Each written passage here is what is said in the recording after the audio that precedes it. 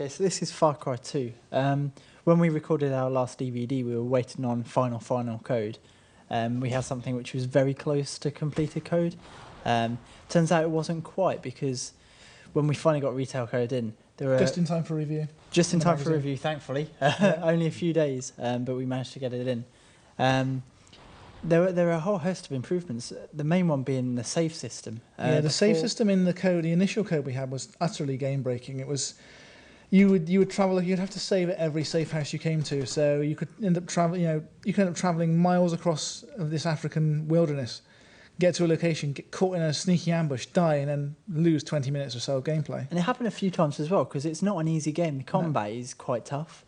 No, it is a real hard game, and the combat's been made harder in the final review build because the AI is a lot smarter. But fortunately, to compensate for that, now the game saves. Every single time you do anything of any importance, the game will save. So you know you're not going to lose, half an hour, an hour's gameplay just because you were forgetful and didn't nip to a safe house to save. And it's really good as well, because the game is so big, you can't afford to lose it. 20 minutes here, 20 minutes there. You will be spending tens and tens of hours stuck in this world. That is obviously if you see it through to the end. And if you come across those frustrations early, like we did in our preview code, that will ruin the game for you. So it's good to see that they fixed everything. It's good to see that they listened to our complaints.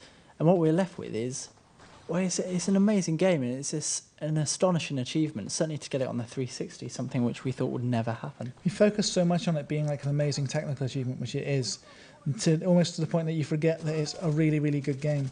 And when you think it's got this complete level editor as well for the online game, so the online game is in theory limitless, and you have something like Little Big Planet on the PS3, which is getting a lot of praise and deservedly so for its editor. The tools in Far Cry 2 are equally robust. When you go online, I'm sure you'll spy some, shall we say, rude islands that were bounded about the office. Even I won't name any names. I might have built a slightly phallic island.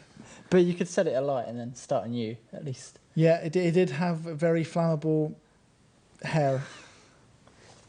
But it's good that this game, you're absolutely free to do anything you want, both in the game and in the editor as well.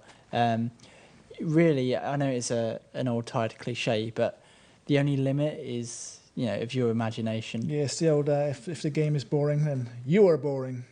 Oh, well, poor you.